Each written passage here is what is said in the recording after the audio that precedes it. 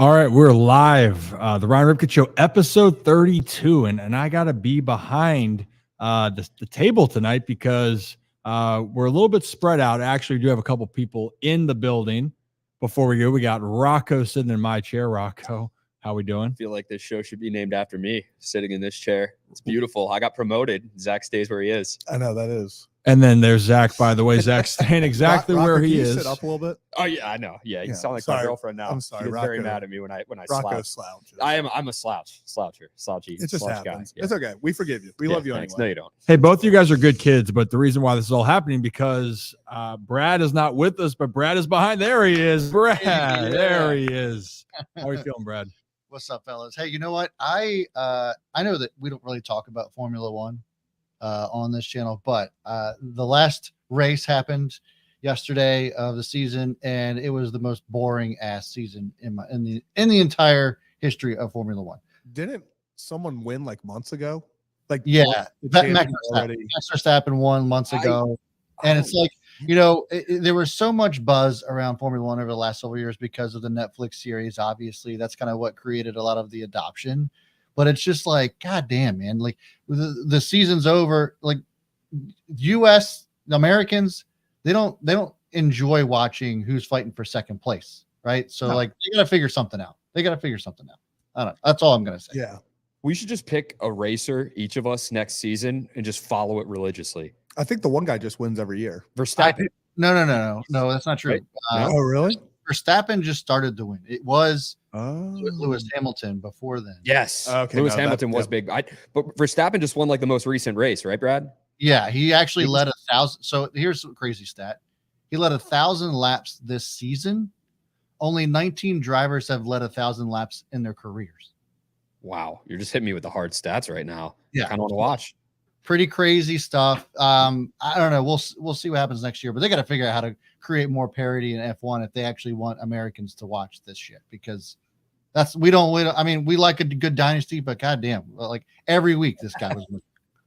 Well, I mean, we'll work on that. We will work on that as we move forward. That's my rant. That's your hear me out, which we should bring more of those hear me outs back as we move forward. But hey, if you guys are new to the show, welcome. If you're coming back, which we guys see some regulars, welcome back. Happy Monday. A lot's kind of transpired over the last week, whether you had holidays, families, travel, maybe you're exhausted, maybe you're Zach still recovering from an absolute bender. Yeah. At least the voice, like, I'm not going to lie, halfway through yesterday, I was questionable for the show. You should be arrested for a few different reasons. Number one, you were basically drunk at a football game, a high school football game, at mind like you. 10 a.m. Yeah, 10 a.m. You're a sick man. Like, that's you gotta love the turkey bowl. I mean, you gotta love the turkey bowl. Don's took the dub. Don's took the Dons dub. did take the dub. I was really hoping that our photog who shot the game found you in the stands, just like super hungover, like hating your life. It would have been the best thing in the world. If Loyola would have lost, there would probably have been a picture of me everywhere of like sad fan, but it would have just been me hungover. Dude, it's like the Michigan fan when they lost. The kid was just like hanging his whole body like on the like just that's how I felt down, even like though you we say, were winning. I'm slouching, like that would have been you. Yeah, that was almost me, and we were winning. Well, you know what? I don't know if this is a proud father moment over here for me. You're a good kid, I guess. But hey, Zach survived, Rocco survived, Brad survived as well. But a lot did happen, a lot transpired. We got a lot to cover here, guys. So we're going to get rolling. As always, we got what's spicy, the spicy topics going around for the past week. We thought that we would share with you all. We are going to do a new thing. We're going to go around the region for a little bit and talk about some other Maryland sports because quite frankly, we should. And a lot of things are starting to pick up here as we move into the winter. And then I don't know what's going on over there. What happened? Just Rocco. It's just everything about Rocco. I screwed something up in the chat. Joe said, like, do you own any other hats? And I commented, and I thought I was commenting as myself. And I go, I'm a one hat guy, Joe. And then I had to explain myself. And I said, this is Rocco because it popped up as you. And I'm like, I'm sorry. I'm a mess. Brad, you see what happens here? This is Rocco. Yeah. Do you see what happens here when you're not here, Brad? This is what happens. Yeah, this is why I talk that. Who was it? Somebody gave me a hard time when I said that, like, I'm herding cats with all of you guys. I think it might have been Rocco that was like, what are you talking about? This is exactly what I'm talking about. That's You're the cats. This is Rocco. Speaking of the chat in YouTube, I actually did something new. We'll see how it goes. I used to do this on my channel. I still do. I actually put in a poll into the YouTube chat there. So feel free to vote on that as you guys come in to watch the show as well. I asked simply, who's the best team in the AFC so far? Not surprisingly, given our demographic, that 71% are saying the Ravens. But there are votes in here for the Chiefs and the Dolphins. The other option here is the Jaguars, which we'll be talking about in a little bit, because I think the Jaguars are getting overlooked, Ryan. But let's go ahead and get into what's spicy as we let those votes roll in. Yeah, and then obviously I didn't get a chance to finish because Rocco was humoring himself. But we're gonna talk about the Ravens and Chargers a little bit. Got a little bit dicey, but hey, Ravens got the dub. But let's move into what is spicy. Or Rocco, do you know what hot in Spanish is? Caliente. There we go. Ding, ding, ding. Caliente. Nice. Hey, proud of you. You're a good kid. All right, What's all right. spicy? Let's start with this. And this is kind of pertaining to a little bit of Ravens news because it's a former Raven. Marcus Peters is out in Vegas. He got benched and then they didn't like his efforts and they said, hey, see you later. The reason why we're bringing this up, someone else had a lackluster effort in their game against the Bengals. If you guys haven't seen this video, it's Deontay Johnson, one of their best receivers on the team. Well, let's put a little context here. That's Deontay. That he's supposed to block on that play. And what happened was there was a fumble on the play right in front of Deontay. Right there, the ball's on the ground. And it looks like he wants no part of that play, Brad. Yeah, so I was actually trying to see if I could give Deontay the benefit of the doubt. Maybe it was one of those things where he just thought that, hey, the play was dead. There's no point in me going after it. I really don't know what he was thinking, but that's kind of what I would hope that, any of my players would have maybe thought, and that it wasn't just, well, fuck it. I don't care anymore. But given the way that the Steelers have been playing all year long, and now that they fired Matt Canada, and we heard some rumors about there being some sort of huge argument in the locker room the week prior in the Steelers with Deontay, with Deontay involving Johnson. Deontay. Yep. So it's just a bad look. Let's put it that way. It doesn't kind of really matter what he was thinking at the time. Just a bad look all around. And for slightly more context, this was the play after he dropped the touchdown. Yep. So Short touchdown. yeah, it was in his hands. And I mean, honestly, probably could have been called a touchdown. I mean, it was very 50-50 on whether or not he hung on to it long enough. But Actually, complete the play. Complete the play. Sorry, Brad. Actually, heard some of this. Gene Steratore said that it should have been reviewed and it should have been called a touchdown according to Gene. Gene's usually pretty spot on. But yeah, I mean, look, the ref's getting something wrong. I know. You say it ain't so. Right. But Gene did say that he thought it should have been a touchdown. Yeah, but obviously Deontay was not happy with it not being called a touchdown and decided that the running play that they were calling the next play wasn't as important, and then the Bengals had the football. I wonder if he was thinking about it afterwards. I'm not giving him the benefit of the doubt here because it's just unacceptable. That's not how you play football. You dive on the football or you go after it.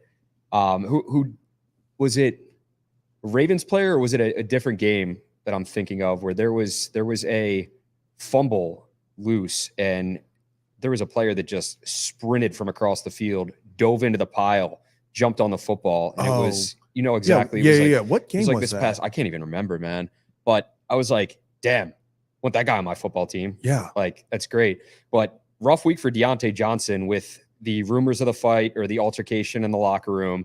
Then you drop a touchdown pass, a short touchdown pass, and you're the guy that needs to get in the end zone because you struggled to get in the end zone for so long. Yeah. And every touchdown, it's like you would need it. The team needs it.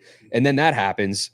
So I just don't want this for the Steelers to be another Antonio Brown, Lev Bell situation where it escalates and, the guy kind of becomes a locker room cancer and you want him off the team. But I don't think Deontay Johnson's that type of player. So I hope next week and as the season continues, he turns it around and he kind of changes up his attitude there because you look at that, any coach, any fan, and kind of disgusts you. It's like, what are you doing out there, man? It's not a good look. It's not. It's not. here's what I'll say to this. And there's just a history. Look, Antonio Brown's probably the outlier, but there's a history of wide receivers going into that Steelers organization and being extremely unhappy. Juju Smith-Schuster. Now we got Deontay Johnson, and I would argue that George Pickens also has had many complaints there. So you got to wonder. Davis Bryant. There have been a lot of guys. You got to wonder if just like Mike Tomlin, just I don't know, has it out for these wide receivers in a way that they just don't get along. They're always constantly butting heads. You got to think that there's something in that locker room. There's some sort of perception about wide receivers in that locker room that I don't know, just can't be a coincidence. We all know that wide receivers in general are divas, but seems to happen a whole lot in Pittsburgh. Well, they draft a lot of talented wide receivers, though. We'll say that they draft a ton of talented wide receivers. Zach, did I cut you off? Did you want to say something? Well, I was going to say something that I've seen a few times. I think honestly, it does make more sense looking into it. Like Ryan said, the Steelers draft a lot of very talented wide receivers that happen to fall, but a lot of times they fell because of attitude issues, off-field issues. And I think Mike Tomlin believes he can fix them or herd them in. And I think it's just gotten to the point where he sees a very talented player and he's like, I can make it so that it works out. And he's done it with some guys. But when you take in one of those guys a year, every once in a while, it's going to blow up in your face. I'll say this. I really don't think Deontay Johnson is that type of guy. I think I was referring more to George Pickens, to be honest. No, I know you were. And yeah, it's George Pickens. He's that guy in a good way. In a good way. Hey, I think it's for just now. I in think a good way for now. Forever. I think because we'll close this up and move on. Look, Steelers have some talented players. Everyone has moments. You don't want to be known for those moments, but I bet if I'm always going to be a betting man with this, I don't think we see Deontay Johnson do that again. I think it's magnified. If it does happen again, maybe he'll be elsewhere. But the bigger part is he dropped a touchdown. Thankful that the Steelers won. It's not like they haven't struggled for points, though, right, Rock? The Steelers won the game. Imagine if the Steelers team could score more points. They could be very dangerous, but they got the win. That play didn't hurt them. But man, that ain't it. But you also, in some cases, you don't want to be known. If you miss that play, it's probably because you're watching Red Zone, though, right, guys? Because Red Zone's that's what you watch on Sundays.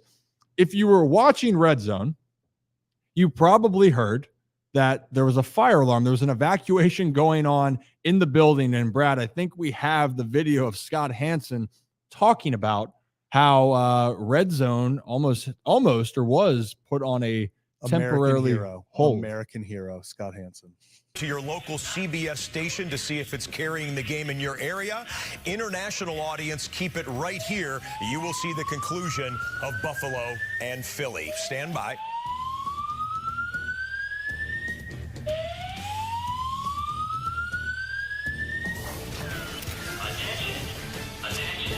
And we come back into the studio right now. I am reminded of an old Chinese proverb which says, may you live to see interesting times. I've never had this happen before. I'm pretty sure all of our professionals haven't either. But we soldier on with the top 5 plays of the day on NFL Red Zone. Incredible. Unbelievable. I love the voice over the intercom saying, please evacuate, use the stairwells. And he's like, and here are the top 5 plays from today's NFL games. It's like a pitch comm voice right there. Oh, we got to bring tell the pitch. Dean that's got to be the pitch comm. It does. That's siren. But hey, I'll tell you what, he's dedicated. Be dedicated to your craft like Scott is for all the fans watching Red Zone on Sunday. I mean, everything going on, he's out there, he's battling, he's grinding because he doesn't want you to miss an action and the experience of it. But wild, by the way, he's not phased. Hey, you know what? That's a great example. Don't be phased in life. You got shit going on. Who cares? Keep doing your job. If there isn't more of a do your job moment than a possible hazard going on in your building, I don't know what that is. But actually, be careful. If you need to get out of the building, get out of the building. Yeah. But Scott Hansen's just built different. True professional, Rips. Scott's a national treasure. And he was before this, but this just took him up a notch. I will say, that while I was live on my own channel with my co-host at the time, had the same thing happen, and right in that studio. So I obviously not on national television, but I was in the middle of talking, and then like just everything goes off, and so it happens. People, you just got to keep the show must go on. That's basically what it comes down to. Well, hey, you know what? Talk about a show going on or a show happening. Did you guys see Ludacris coming down from the rafters in Atlanta? And that's not an exaggeration. He literally dropped. Reenact it. Well, can I? You can harness me in. It was incredible. It was immaculate. Rather not do that, but Oh, here it is. So this actually looked like it was something from like an old like word of mouth music video, which is like this is like a 360 camera, obviously, but like it looks so dope that he was doing this live, and it was just amazing. I didn't like Georgia Dome is what Ludacris mentioned. He said, "I'm back at the Georgia Dome," so it was phenomenal, absolutely phenomenal. So perform. So he's just harnessed in and he's just moving back and forth, slowly going down. Yeah. When he said like, "I want to meet you in the Georgia Dome on the 50-yard line," I don't think this is what he meant originally when he sung that song, but he's doing it here. This is kind of cool. I mean, Who came up with this idea? What's that? Who do you think came up? Like, do you think it was shot down at first? Like they're like, what if we have Ludacris come down from the rafters? And they're like, okay. Exactly. They're like, we're not doing that. And then like a few days later, someone's like, okay, hold up. I think he had a point. I mean, that would be something like if we were to do it, it would originate from me and would be shot. Yeah, it'd be shot down. And then like a week later, it's like Ryan taking the 2,000 pitches at 80 miles per hour for 2,000 subs. He says no now. When we hit 2,000, which you can help. We had the 3,000 subs idea was for you to shave your mullet or whatever the heck you have going on back there live on a stream. We can do that. So like I think that's still it's got to be in the cards. That's like a 10 for like 5-10K. I will shave. All right, 5-10K. Zach, say it into the camera. We'll shave his mullet. We'll shave his mullet for him. Yeah, live on the stream. Boom. There we go. Get us there. Yeah, I don't know if I'm committing to wearing a fastball off a machine if we get to 2,000. 2,000 of them. It would be one like for every sub. Scene out of Happy Gilmore. Yeah. What is There's it only like? 364 days until hockey tryouts. Yeah, there you go. Well, if Happy does it, then hey, guess what? Stop traffic, because I love to say it. Then I guess we got to do it. Hey, but we are close, and if you haven't subscribed to the channel yet, hit that subscribe button, hit that like button. Tell your friends too. Yeah, tell a friend to tell another friend to tell another friend to stop on by. We love to interact, have some fun on here. But yeah, they were having a great old time down in Atlanta. Falcons got the win, by the way. Pick 6 on that camera that they got going in Atlanta. They have the coolest camera. I don't know what it is, but it just stays on the ball and follows it. Is it the top one? The one from the roof? Yeah, I'm okay with the Ravens getting a dome, like building a dome, if that's a part of it. Okay, so we'll work on that. We'll work on that. I'll have some people call some people, and they will tell some people. They wouldn't pick up if I called. So. That'd be, you know what? Last thing I'll say when you thought about Ludacris and like that's a stupid idea about ideas. SpongeBob. That was my show growing up. I love SpongeBob as a kid. But looking back to like a ridiculous part when Patrick Starr's like, if we just push Bikini Bottom somewhere else, and someone's was that like, when you found out it wasn't? That's the stupidest idea. Well, no, it's not real. Oh, God. But anyway, someone after they left, that's the stupidest idea. They go, wait a minute, what was your idea again? You're kind of our Patrick Star. Oh, so that's so true. There it is. Whammy. Well, hey, so that was red hot, right? Ludacris going down, red hot, great moment. How about then how hot the stove is in the post or the offseason for baseball? It's hot right now. Nope. And we wanted to talk about it because we knew we have some Orioles fans on here. And I know people were wondering, hey, maybe Sonny Gray is going to come to Baltimore. He's not. He's actually going to the Cardinals, 3 years, $75 million. And then if you thought Kenta Maeda might be going somewhere, maybe he could be a candidate for the Orioles. No. He's going to Detroit. Then you have other players. So if we're looking around, Kyle Gibson's gone, Lance Lynn, both are actually going to the Cardinals. And there's rumors picking up about Dylan Cease possibly being traded and several suitors. But now you're hearing names like the Dodgers and the Rangers or the I don't even know the heck's thrown in. So my point is, and Rock, we talked about this earlier, O's fans, I hate to be this guy, but if you thought the Orioles were going to overspend for a starting pitcher, you'd be sorely mistaken. Yeah, they're just not that ball club, not that franchise, not that ownership group that wants to spend the money for a big name free agent. What the Orioles want to do, agree with it or disagree with it, you can feel any way you want. They are going to rely on their farm system to get them where they need to be. And if you look at the teams, I'll say this, and we were talking about a pre-show, Zach and I, and you were in on the conversation as well, Rip, not to get to the World Series, but to win the World Series, I feel like you do have to spend. You do have to spend, and statistically, the last, 5 or 6, 2017 was the last time, and you can correct me if I'm wrong, but we just brought this up. 2017 was the last time a team won the World Series that was in the bottom half of baseball's payroll. I think the Astros were 17 at the time. We brought it up. You know who was a part of the Astros front office at the time? Old Mikey boy. Mike Elias. So if there's a guy that's going to do it and bring the Orioles to where they need to be and where they feel like they need to be and compete for a World Series, it's going to be Mike Elias. I do still trust in Mike Elias. I'm not a fan. I am not, invested in the team in any way, shape, or form. I cover them. But if I am a fan, I do trust in this guy. I don't know if there's people out there that don't, but I feel like you definitely do. You're one that believes in Mike Elias, the moves he's made, the pieces that he's put in place for this ball club going forward. And this is a club that doesn't even have Jackson Holliday, the #1 overall pick, up in the bigs yet. So just wait, be patient. Rip, I think we talked about it. What was the deal? You think it's gonna be a big deadline next season, not this season for the O's, or what, am I wrong in saying that? Yeah, I'm sticking with it. We can really dive into this, and Rocco and I do Rip and Rock as well if we just talk about Orioles and then rip on each other for the entire time, the whole time. But I think the bigger part that people need to understand here is value. And the Orioles, as much as people want to sit there and go get that guy right now, the Orioles are still trying to figure out a few of their pieces. And you might say that that's crazy. Why not? Well, think about it. Everyone had it figured out that the Orioles are going to move on from players like Santander or Ryan Mountcastle or Austin Hayes. Well, the reality is, how can you replicate or replace those guys? Let's talk about that.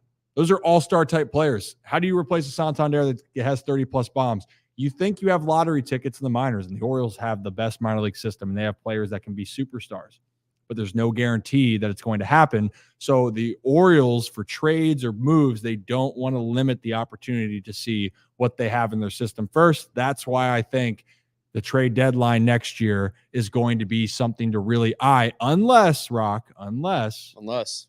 they go and trade for a pitcher that's under team control like a Dylan Cease. But you think it's going to be a package of prospects, and that's what they're going to end up doing. They're not going to. I really don't see them spending big on any pitcher, on anybody that's a free agent right now. I see them packaging prospects together, throwing in some of their top prospects in the minor leagues and sending them to a team, that's not asking for a, high selling price. Or like if you're throwing Jackson Holliday in there, get the hell out of here. Like it's just not going to happen. Well, he's not even going to get thrown in. He's untouchable. But like looking at trade rumors and everything last year and seeing like reports of what teams wanted, like that's just simply not going to happen. Jackson Holliday's off the table and he will be an Oriole. Like he's not going anywhere else. I also, real quick about the Sonny going to St. Louis. St. Louis's, projected starting rotation, the average age is like 34.7. Steven Matz is the youngest pitcher, and he's going to be 33 on opening day. By the time we get there. You make a great point there. And you know why? The Cardinals are in a weird spot. They had a mediocre year, but they also have 2 star players in Nolan Arenado and Paul Goldschmidt. Their window's closing. Yeah. So for the Cardinals, it makes sense. Even though they had a disastrous year, they can go and win the NL Central next year. They could. Which is weird because it was a fire sale at the trade deadline, getting rid of everyone. Flaherty, Montgomery, they got rid of their reliever as well. Yeah. And like Hicks. Yeah, Hicks. Jordan Hicks. Yeah, Jordan Hicks, yes. So that's just where it's at. So for the Orioles in this case, in context, they have a lot of young players that they want to give the opportunity. I still think they need to go out and get they will go get a high leverage reliever. I still think that is a bigger priority than going to get a starting pitcher, because I think the Orioles are better in the starting pitching department than people realize. But hey, that's just me. I'm just taking a guess. I'm learning baseball as we go here. So we'll talk about the Orioles more and more as we go. I know it's a topic of discussion, and we'll just reemphasize to everyone, I'm sorry, the Orioles are not going to get Ohtani. If it does, then I actually will, wear. You might have to wear like 3,000 fastballs. I might, if that happens. I really might. But hey, if I know a lot of people then in that case, they want to see moves and maybe they get frustrated. Oh, replace Elias, make a change. Well, that's not going to happen in Baltimore, and it shouldn't happen in Baltimore. But you know where that's happening elsewhere? Let's go back to the NFL. Carolina. If you thought getting the number one overall pick and a new head coach is going to make you feel good about where the team was going, you are mistaken. And the Panthers made moves. Zach, not only did they fire Frank Wright, their head coach, they fired two of their assistant coaches in Josh McCown and Deuce Staley. Yeah. I mean, so we have to look back at, I want to say the past 13, 14 months for the Panthers.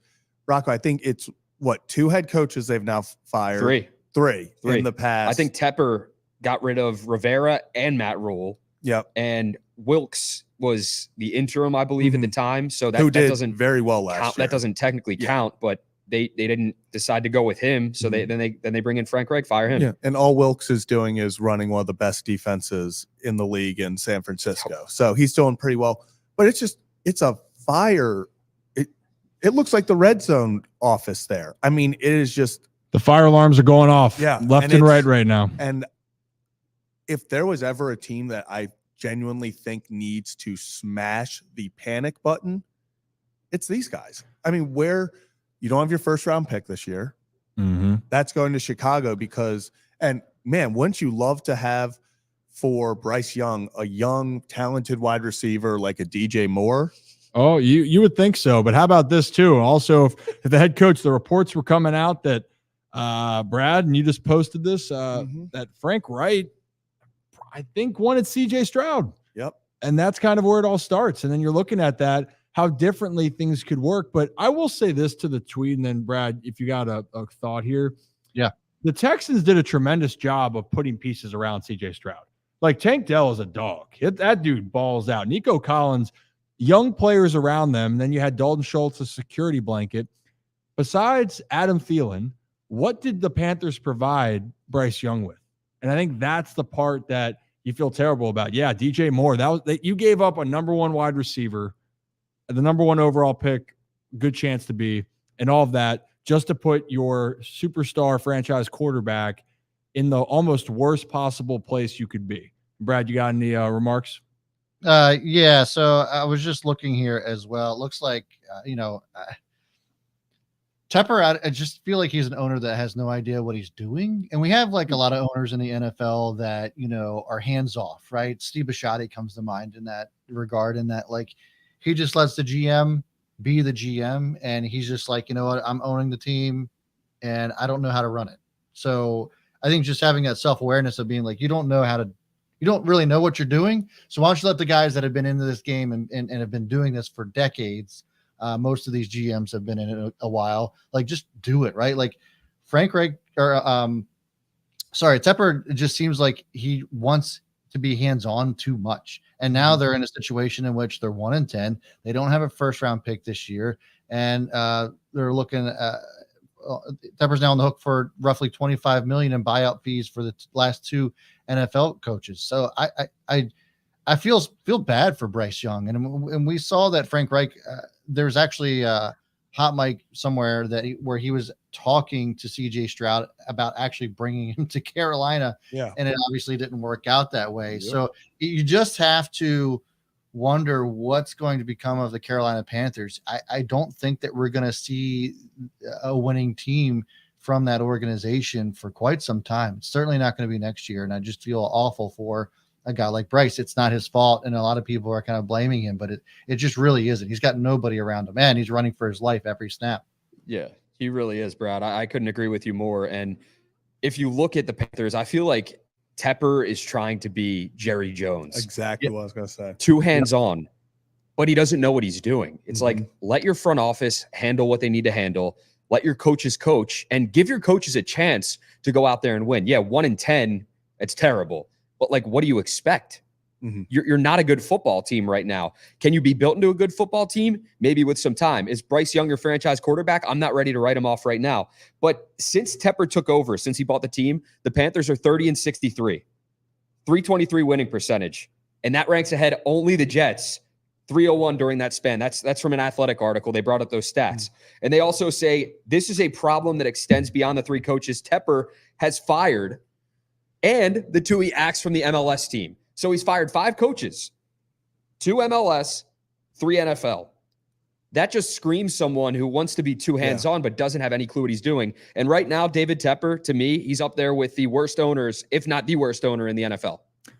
It's not a good category to be in. You know who won, though, from all this? I will say, if you really look at just the dumpster fire that is the Carolina Panthers, in the past, I think it's 14 months, 13 months, Frank Reich now doesn't have to coach, does not have to do his job.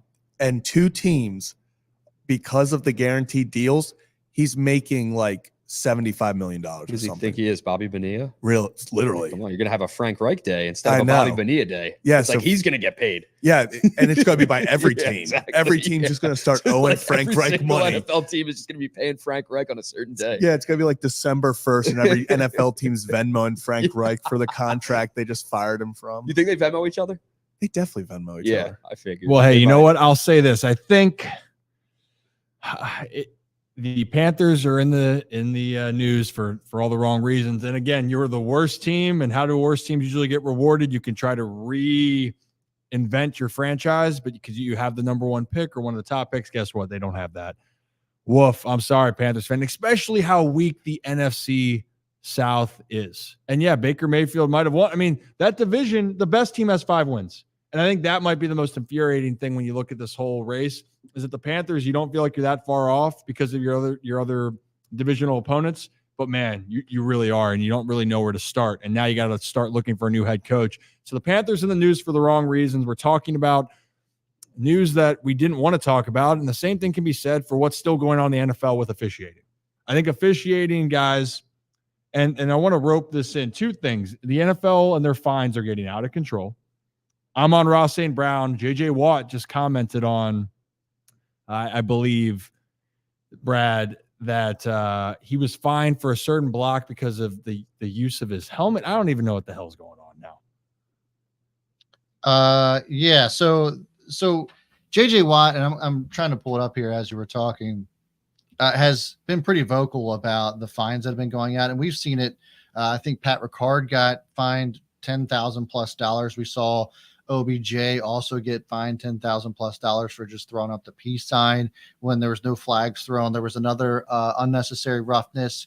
Guys, remind me, was the Vikings game last week. I think we saw that happen with. So there's been a lot that's been going on, and a lot of it doesn't make a whole lot of sense. I don't really understand. And I was going to try to pull up the actual footage from this. The tweet here it is. Let me pull this up here. I think while you're pulling it up real quickly, the bigger talking point, guys, Rock and Zach, is the NFL is trying to make the game safer, but these fines that they're handing out to some of their players, even though it looks very pedestrian. Like here it is for J.J. Watt talking about, a recent fine, and you guys can read it, but I'll read it out loud. If you have to watch the video multiple times to try to figure out which person did something wrong and you still can't figure it out, we probably shouldn't be talking about this $43,709 fine and taking it from somebody. Here's what fixes this, guys. I think the first offense, or quote unquote offense, should be a warning. Mm-hmm. I think the second offense, or quote unquote offense, should be maybe get suspended 1 game, or not suspended, but that's when you should get like a $10,000 fine. Yeah, a small fine. And then the third one should be suspension, because if you're a repeat offender when it comes to that, all right, you deserve to be suspended a game. And potentially forfeit your game check. If you're continuing to do something that is frowned upon in the NFL, but like we don't even know like what's right and what's wrong in the NFL anymore. Like if you're out there like making a standard block that doesn't look bad at all, you don't lower your head and you're just kind of going in and hitting a guy. Why are you getting fined $40,000+ for that? Is that this year? Is Amon-Ra at the top of the screen? Yep. Yeah. So you see him come down and he makes this block right here. I don't know. Yeah, can we slow? I don't know if we can slow that down. What happened to the game? He's at the 40-yard line right now. He's at the 40. That's what he got fined for. And then his head. Yeah, 43,000. Yeah, the Bears player's head kind of went back, but like there's nothing there in that video that screams he should be fined or penalized or suspended. Yeah, so anything like that, man. I just looked it up, and only thing I could find was through week 8 this year. So through the first 3 weeks of the NFL season this year, the NFL fined players for a total of $3.2 million. I hate it for them, man. For the players, it's like Amon-Ra said it's like, what did he say? Like that's a percentage of my salary, like a big percentage of my salary. Yeah, he's on his first contract, and he's not. Yeah, he was not a first round pick. Yeah, he's balling out. He's one of the best wide receivers, but people forget he wasn't a first round or second round. I think was he a 4th round pick? I forget what he was. Late second, but I don't think he was a second round pick. Why don't we do this then? And I'm all for officials because my dad's a former official.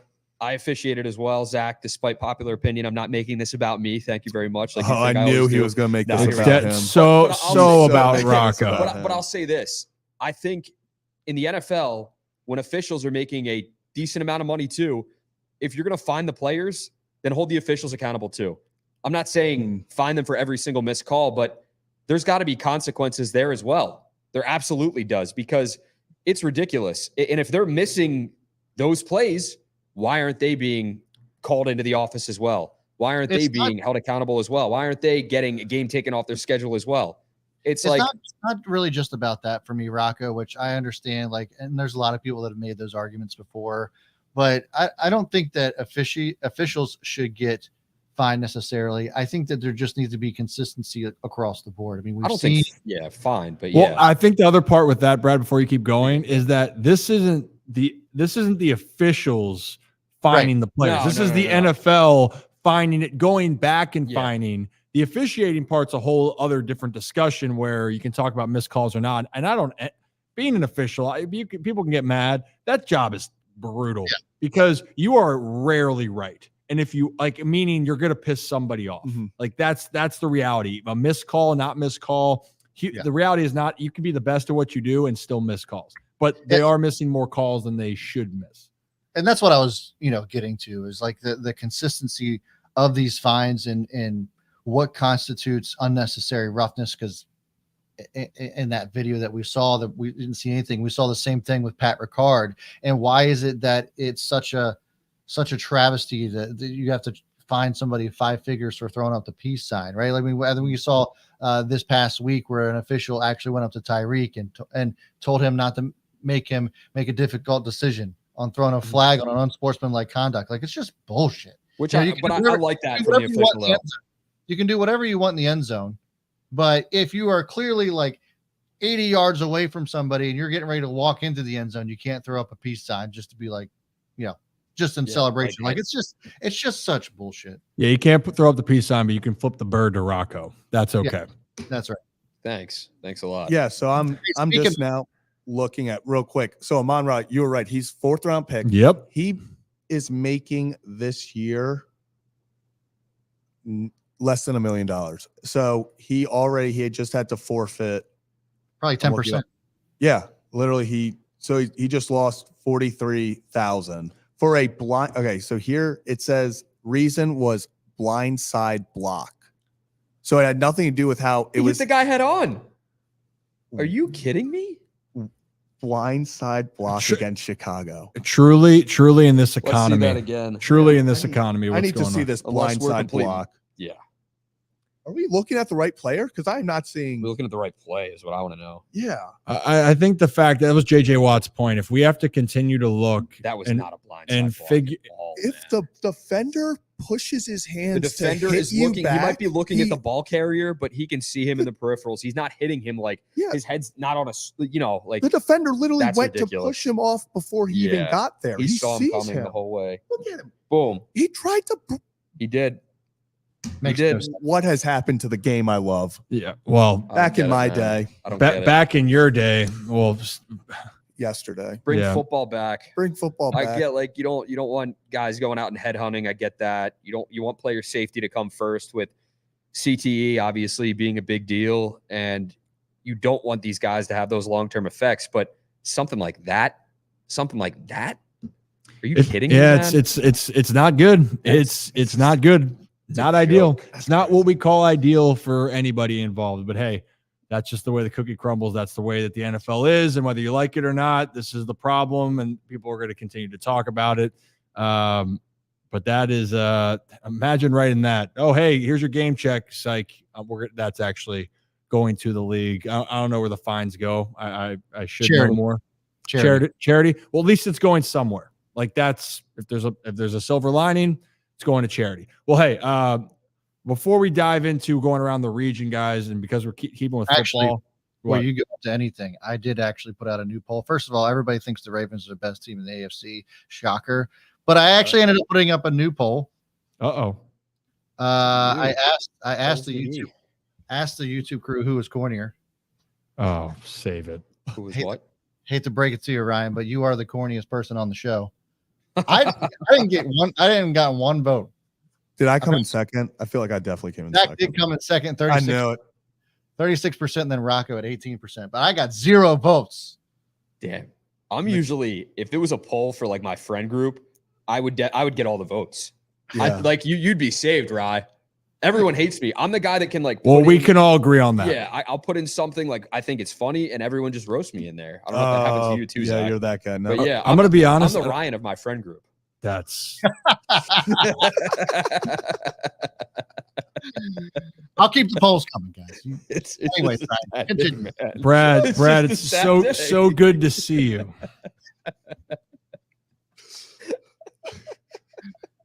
Fuck. All right. I can't even keep it together. Your hat fell off. I have like Ryan- tears coming out of my eyes. You never know what's going to happen with Ryan Ripken and friends and, Yeah. and former friends. Ryan Ripken and former friends. You're gonna have to change your name. Hey, enough of the yeah, I agree, Joe. Let's talk college Joe, you're football. not getting that- It's Rocco. Joe, you are not Rocco, getting that follow back hands unless down. You take that comment back. I Rocco was thinking hands about hitting the down. follow button. Now you know what? Wow. Made fun of the hat. Wow. Maybe- Wow. You're gonna Actually, I will say Joe, like I 2 do have to episodes follow Joe ago, back. He's a good man. Joe, like 2 episodes ago, did say that backwards hat Rocco looks like a cool guy I'd want to hang out with, and I agree.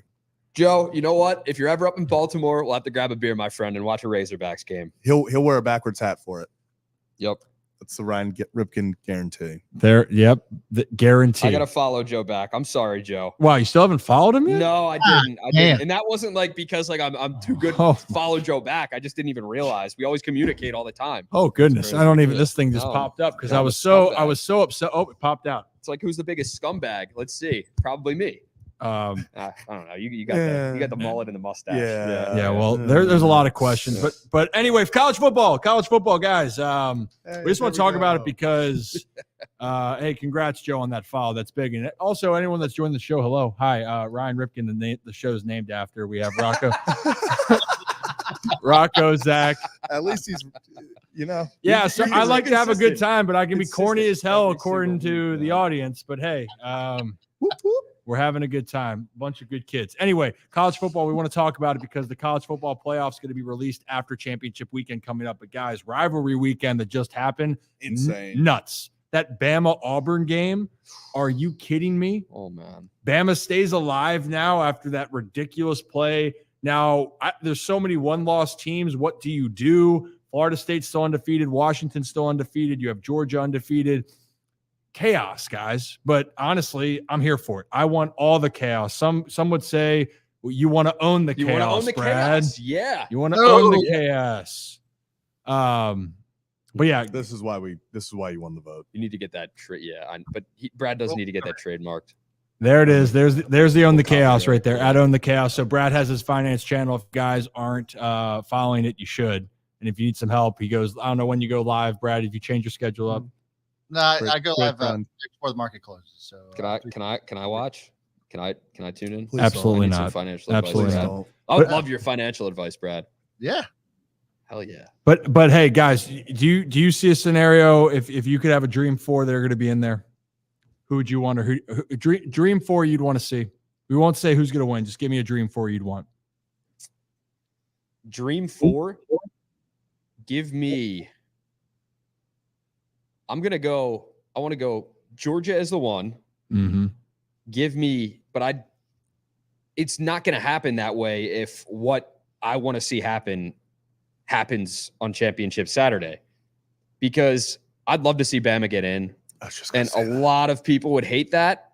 I would love it. But I just think like a Bama team coming off an Iron Bowl win like that. And I'll say this, if you don't watch the Iron Bowl, you should.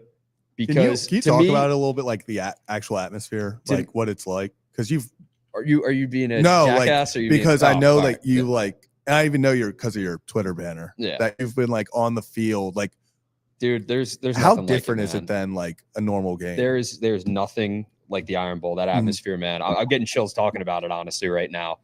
When it's in Jordan-Hare, when it's in Tuscaloosa, and I'm not, talking bad about Bama fans, but they're so used to winning that place, it could be a close game. If it's a close game, it's going to be loud. Yeah. Jordan-Hare is loud from that first kick, even before they're waving those pom-poms the whole time. They're swag surfing in the third and fourth quarters. That place is magical. So when if you get a chance to go see an Iron Bowl game, you have to see it at Jordan-Hare. Yeah. Tuscaloosa is awesome. Go see it there as well. Love Bryant Denny, but Jordan-Hare, as far as SEC stadiums I've been in, like that's top notch. Like the only stadium that tops that, in my opinion, is Death Valley at night. Oh, so but is there awesome, another rivalry game that has given us so many iconic moments? People want to say the game, but with Michigan, Ohio State, but I will take Bama, Auburn, the Iron Bowl every single Saturday. If you were to match those two rivalry games up, give me that one every single time. I love it. Which was so dope. We got to see both of them were incredible games on Saturday. That was a great day for college football. But I'm with Rocco. If I'm getting my ideal 4, Alabama's in there. So for me, it would be ideal 4 would be Georgia, Bama. I want to go Washington and then Michigan. Yeah, you have to. I want to go Washington and Michigan because Florida State, to me, they did win without Jordan Travis this past week. But how competitive is Florida State going to be in the playoff if they get in without Jordan Travis? Because that dude is incredible. I mean, he was one of the Heisman favorites before he broke his ankle. Yeah. All right. So just to get this back, because I'm getting lost with it. What are the 4? For me, I would like to see Bama, Georgia. Bama, Georgia, Washington, Michigan. Okay, Zach. Bama, Georgia. I think I have to go the same 4. The only Oregon, I was just going to say, give me Oregon over Washington. Because I was going to say Oregon. I think Oregon's actually a better team. I think they win the Big Ten game. Bo Nix, the Pac-12. I'll tell you this, man. I have no clue what got into Bo Nix because covering him at Auburn, he was not the same quarterback he is at Oregon. And people are going to say, oh, he's 25 years old. I think he's only 23. But like he's been in college football for like 5 years now. He's like the Robbie Hummel of college football, it feels like. But Bo Nix, what he's doing with Oregon is something special. And you got to tip your cap to the guy. I don't care how old he is. I don't care how long he's been playing college football. Yeah, he's having a fantastic season. He's probably going to win the Heisman. All right, Brad, you got a pick on that, or you want to keep moving? We can keep. So I probably would have Florida State in there. I would keep the same. They'd have to win. They're going to have to win. If they win the ACC undefeated, they'll be in. Yeah. I agree. They have to be. So yeah, that's what I'm saying. So it'll be Georgia, Michigan, Florida State, and Alabama would be my dream 4. I actually put this in a poll as well. 44% have Georgia running away with it and winning the championship next to Michigan. They're actually there's polls, man. Brad, I love it. He's a big poll Brad, guy I love tonight. it. How come I Like, can't see keep the them up, polls man. though? Yeah, What am I missing? Yeah, what I are we think it's on. doing? Oh, Like, it's we on need to see them. YouTube. It's You have on to YouTube. actually go. Oh, Yeah. got it. Well, hey, I guess we can do that. I guess that's fine. I'm running behind the scenes. This is great having 2 producers on the show. Now I can do all kinds of shit. This is why I'm here. This is why I'm the here. second one, Brad. That and for the naming rights. The second Yeah. producer, Zach, right? Yeah. this Sure as means- hell isn't the guy sitting in that seat right now. Oh my gosh. The slander I get on the show of which it's named after, the show that it's named after myself, right? Did you know that? Did you know? Ryan, my name's Ryan's friend Rocco on my StreamYard, in case you didn't know. Well, I'm glad I did know. You've mentioned you've mentioned it to me at least 3 times just during this time we've been on together. You're You know what I I know? love you, buddy. Don't You what? know what I know? You're a What good do you know? kid. What do you know? Jim Harbaugh's free. And He is Jim indeed. Harbaugh is back. I think that's what I'm most excited about in college football. I forgot Yeah. to even bring that up. Is Michigan the team of That's destiny? what I kind of. That's why when Brad brought that up, that's what I think it is. Michigan. I don't see. I just think. Ah. I'm Rocco. I covered the Iron Bowl. All right. We are rolling all over the place, guys. Let's bring him back in. Heel. I'll just say this: Marvin Harrison Jr. in the college football championship would be electric. That's all I'm gonna say. Goodness. Marvin Harrison deserves better. I do feel like really bad for him because he's a generational talent that unfortunately is going to end his career. I don't think he ever is going to be able to play in the playoff or even a Big Ten. Well, no, he did championship. play in the playoff last year, He's and he got destroyed He's in never the beaten back of the end zone. Oh, he's never Never beat Michigan. Never beat yeah, Michigan. that's what it is. And that's just, I don't know. I just feel really bad for him because it was very obvious that it was not his fault that the ball wasn't getting to him. Like, if McCord put the ball anywhere within 10 yards of him, he was coming down with the most ridiculous catches against Michigan still. And honestly, just watching him, you sit there and you're like, how do you lose football games when you can just toss it in his general direction and he just makes something happen? Well, yeah, right here. I was about to say this is going to be the ironic part. Marvin Harrison Jr. is going to go to the Bears, and Jim Harbaugh is going to be the coach. And then he's going to coach him, and the Bears are going to turn it around. Wouldn't that be wild? We'll find out. But Marvin Harrison is an absolute stud. And I actually saw someone mention up here, by the way. Well, hey, people are saying a Big Ten guy. Schroeder, I appreciate you. Thank you for joining tonight. No way Michigan is competing with Georgia. Time will tell. Michigan, Michigan plays a certain brand of football, and then Georgia plays a brand of football that's won championships. Michigan's going to have to get over the hump. They've been there. They've been to the college football playoff, but now can you win the semi, get to the championship, and get ready for the big dogs? Because Georgia's been there, done that, proven they're beasts. It's time for Michigan. If they don't, I don't know what to tell Michigan fans out there. I don't know if it's ever going to happen again, because this is the year to do it. Mhm. This is, if you want to call them the team of destiny, Harbaugh's back, Harbaugh's free. Yeah. How good they are this season. Georgia's a freaking wagon, man. They are a powerhouse, and they're going to be tough for anyone to beat. But if this is the year to do it, This is This the is the year to Georgia. do This it is the for Georgia Michigan. team to beat. Yeah. That's for sure. Yes. Because this Georgia team, like you said, is the best team in the nation. I think just pound for pound. they are. But last year's Georgia team whoops this Georgia team so bad. It looks like Georgia TCU. I think they lost so much top end talent. Now they Lose their quarterback, and Yeah. they have Carson Beck now, Yeah. because there's a kid at Morgan State, Carson Baker, and I always like Baker Beck. It's so like I go Carson Yeah. Beck, Carson Baker all the time. But yeah, Carson Beck, but you lose Stetson Bennett, you lose Todd Monken. Yeah. Todd Monken's with the Ravens now, so you lose your OC, you lose your starting quarterback, you who lose was there your for so starting long. running back, your starting tight end, a bunch of guys off the line, defensive receivers. tackle. So Yeah. if this is the year for Michigan to do it, then go out and do it by all means. All right. Well, hey, Moving on. great hot topic around, and that got us going. We love college football. I mean, this is a great time of the It's a year. great time for football. Like there's just so much great stuff going on. There is great stuff. And you know what's also great, because we haven't done this enough, and we're from the Maryland region, guys. We should take a little bit of a ride around the region of Maryland to let people know about what's kind of going on with other teams. So specifically, and this segment is we're doing a little ride around Brad. It's sponsored by our friends at Adams Jeep. Love Adams Jeep. We got a lot more going on with them. But let's talk a little bit for a second, about what's going around Maryland as we speak. Terps are back playing basketball, both the men's and women's, but guys, off to a little bit of a rough start. We haven't seen the women's team actually have this much struggles in a while. They're 4-3, and they've lost 2 really tough games. Granted, 2 of the top teams in UConn and South Carolina, but they're unranked, which we're not used to. Now, unfortunately for the Maryland men's team, everyone was thinking they were going to be on the rise, which is still very early, but Maryland's coming off some tough losses, especially that one to Villanova. They have won 2 in a row, and they open up play against Indiana moving forward. So things to notice. A lot of people have a lot of pride for the Terps. And people are rooting for the Wizards. They used to be the Baltimore Bullets, right? That was a good time. It's not a great time, guys, down in Not at all. And actually, if you guys want to see some action, the Wizards, the 2-14 Wizards, are taking on the 2-14 Pistons. The Wiz have lost 9 in a row, while the Pistons have lost 13. If you don't like that, you don't like NBA basketball. It's easy as that. This It's a joke. This is why you It's a watch joke. The National right now. Blowout Association. It's so bad. Oh man. Just, It's you know what? they have an in-season tournament though, so it's okay because there's an in-season tournament and it got Draymond to fight somebody. So we're good honestly on NBA storylines until Christmas. So they're just trying to ride it out now. Yeah, tough for the Wiz, man. We root for the squad. We want them to do well.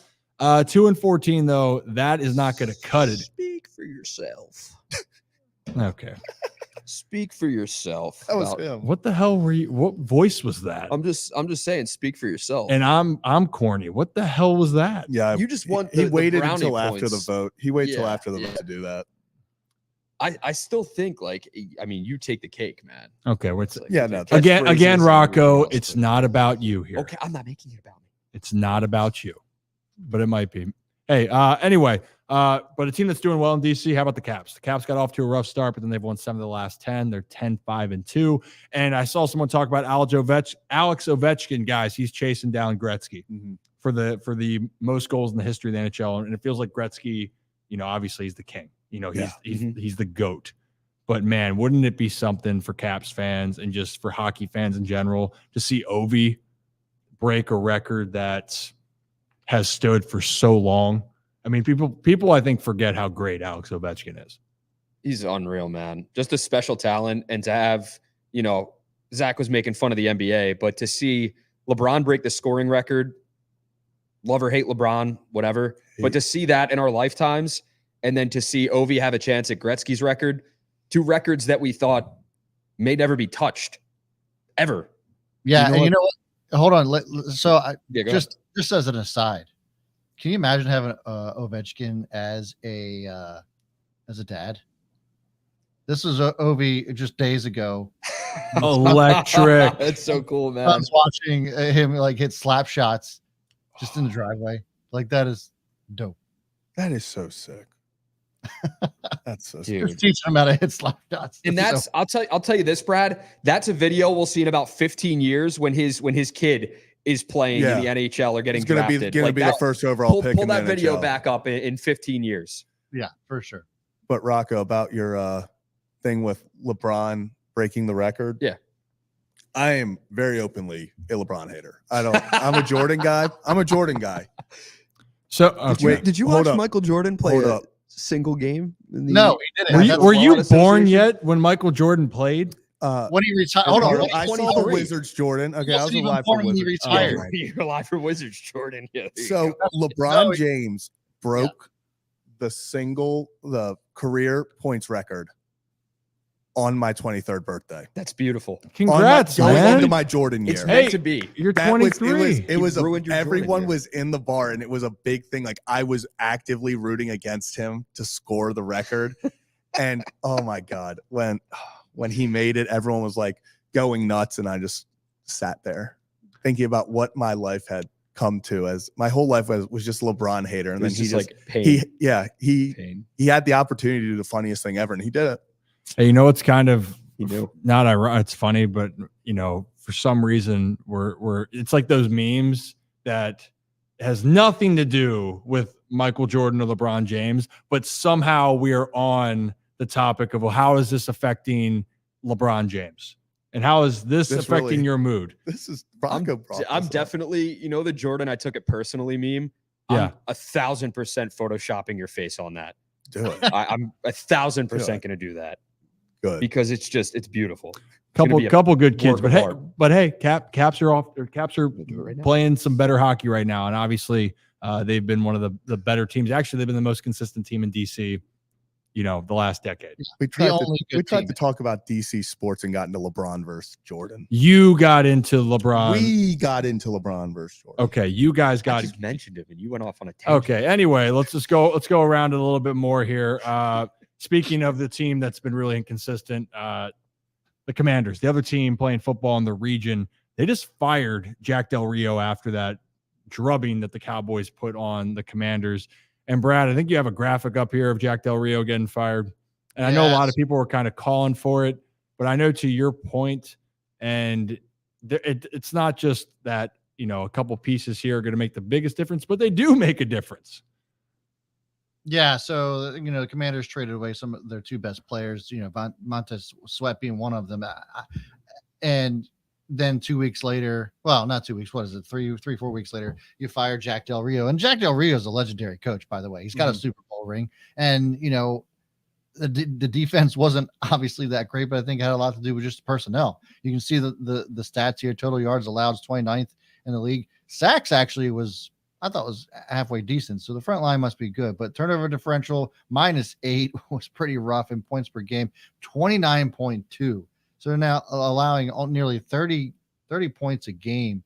And then you take away arguably the Commanders' two best players and expect Jack Del Rio to win with that somehow. I have no idea what they were expecting. And I'll be honest with you. I think that Joe, is your comment real?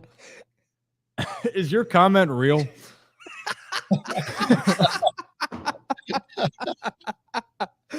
Man, this episode's incredible. That is ridiculous. Oh, Joe, confirm or deny? But sorry, Brad, didn't mean to cut you off. No, that was incredible. So obviously Jack Del Rio gets fired by Ron Rivera, but I think Ron Rivera is also on his way out. And what better place to land than the Commanders when you have all that cap space, you have a ton of draft picks, and if you just so happen to be a GM/coach in a really shitty place right now, Washington's starting to look quite attractive. Wouldn't you say, Ryan? It could be a spot. I mean, hey, with the Commanders, if you're looking at it, looks like they got the quarterback. Sam Howell looks legit. Like he looks like a guy that can stay around. Jonathan Allen, you talk about their defensive line. He is their anchor. He is their kind of the heart and soul of that defense, I'd say. And Joe confirmed 100% real. That is just that's unbelievable. That's incredible. Jack Del Rio. Dog. Dog of the week, Jack Del Rio. Dog of the week, Jack. Hey, you know what? It's great. But you know what? It's tough for Commanders, but at least the energy after the season, it's still an attractive spot. You have some talented players that are there. You can have some chances to maybe build it the way that you wanted. There's not this looming issue with ownership. Like, what you have now. So I'm with you on that. Hopefully it turns out well. I mean, the NFC East isn't going to get any easier as long as Jalen Hurts is there. That Eagles team is looking like they're going to be tough to beat. And same with Dallas. But again, times can change. Hopefully Washington can be on the uprise. Giants, I don't really know what's going to happen there, but that's rather neither here nor there. Yeah, I was actually looking. Sam Howell leads the league in passing yards at 3,339, and completion percentage is at 66.5. So put some playmakers around that dude, get a good defense, and Washington could be a contender next year for the division. And so, who ends up? Does Belichick go there? Is there a situation in which you see Belichick in Washington? If not, who is it? If not him, who is it?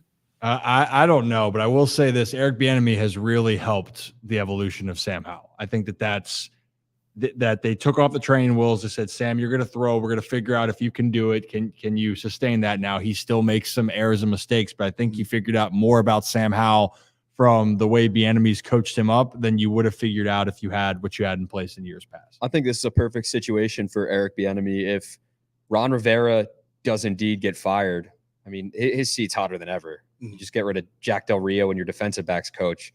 It's like, who are you going to fire next? You're not going to fire Bieniemy. No shot.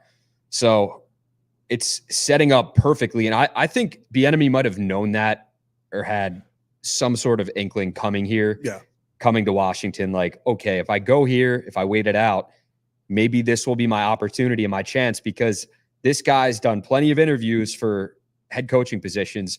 For some reason or another, he hasn't gotten them. So if he's going to be a head coach, I feel like this is the perfect opportunity, and this is going to be the time. If they do indeed decide to part ways with Ron Rivera in the next couple of weeks, I don't know if that's going to happen or if they wait till the end of the season, but I don't see a situation where Ron Rivera is the coach after this season in DC. No, I don't think there's. I don't know if he finishes the season. He'll finish the season. I think he probably will. Yeah, but I think it's just at this point, if they wanted to do it and give Bieniemy a chance, I think they would have already done it. I think when Del Rio got fired, when they started cleaning house, I think that would have been an opportunity to be like, we're handing the reins to Bieniemy and see what he can do. I guess you could still do that. But no, I think you waited out. I think stability wise, I think they understand. You reset, you reevaluate for your head coach after this year. That would just be me. Do you think that's the guy though? Do you think that is going to be the guy in Washington going forward if Rivera is gone? I'm not going to say I don't know necessarily if Bieniemy is going to be given the opportunity, but I think he can be in consideration. The reason why I'm saying it, there has to be some sort of inclination to go there, but for Washington and for this next move, this is their first time to put their hands on what they want for the organization. So I think they're going to think about it long and hard about what they want to do with what's moving forward, because the Commanders have been stuck in the mud for so long. If I'm them, I'm not rushing into a decision. I agree with that. And I think for Bieniemy, how this offense finishes, I think would be a very big audition for Washington to say, given the circumstances, how did this unit look good? Because if the unit doesn't finish well, then we're not even going to have this discussion. And that's not fair to him, but that's just the way it is. So I'll say this. The only good thing on that offense is Sam Howell and, McLaurin. Well, like Terry McLaurin is an unbelievable wide receiver. Correct. I'm talking about the front line in the trenches. Is their O-line's not very good. Sam Howell's taken 55 sacks. That's 15 more than the next guy, which is Bryce Young at 40. Whoa. That is, and that's not a company you want to be in. It's Bryce Young, Zach Wilson, Russell Wilson. So I feel like defensive players just hate guys with the last name Wilson. Yeah, that's what it sounds like, Rod. Common denominator. There might be something involved in there. Well, hey, we took a look around the region. We'll cover more, and if anything that you guys want to hear about, let us know. This is what we'd like to do. And we're running a little bit longer, but good energy tonight. Maybe it's the polls. Maybe it's just I don't know. Maybe it's just Monday and everyone's feeling good coming off the holiday. Probably not. I don't know. Big energy bringing the good energy. Facts. Yeah. Speaking of polls, we do have a new one, which is a good segue. Yeah, Brad, fire them off, baby. Fire these things off. Come on. Pull it up. It's a good segue into our next topic, which is the Baltimore Ravens. They did play a game last night. They did. Pretty interesting game. We're about ready to get into it. One of the big controversial topics was Zay Flowers scoring that final touchdown. Should he have sat and just kind of kill clock and sealed the game 13-10, or should he just gone for the touchdown? And everybody, 100% of the vote says that Zay Flowers should have ran for that touchdown. Nobody about. Love it. I love that. Now, obviously, we heard from the defense and Kyle Hamilton, I believe, maybe with PQ, one of those guys also kind of like expressed the fact that they wanted to take the straps off, and end the game that way. But you almost kind of feel like the offense was struggling so much in that game that it was almost kind of a morale booster for the offense. I understand everything around that, and look, if you're John Harbaugh, you want him to sit and kill the game, end the game there too, probably. But there's something to be said for just scoring that touchdown, and Naselli was also pretty awesome. Way better than the first Way one. better than the first. He had to redeem himself there. Lamar Jackson called the first one ass. Direct quote. So, but yeah, what do you guys think about that touchdown run at the end of the game? It's a rookie. I mean, I think that also plays into it. It was his first time scoring on American soil. Yep. So check that off. We still need Second the one time. in the bank. Still need the one at the bank that was stolen from him. So first time American soil. Then he has a chance to now go and get a first 2 touchdown game. I see no way that he was ever stopping to get that. And making the reason that I look at it and say, yeah, I like scoring that touchdown there is the Chargers would have 1 timeout. It's 2 possession game now. It's 10-point game. They have to create this miracle to do it. And the way that the Ravens season is going, I just do not need them to suddenly have had Lamar drop the ball on the snap, or just there's too much that could go weirdly for me to be like, you have to stay in bounds and try to make it a 2 possession game. It's all good. If they were up less than a field goal, Mhm. I would have said go down at like the 1 or the 2 yard line and Mhm. knee it out. Victory Yeah. formation and the game. But the fact that they were up 3 at the Mhm. time and that makes it a 10-point game, Yeah. puts it out of reach. There's no chance.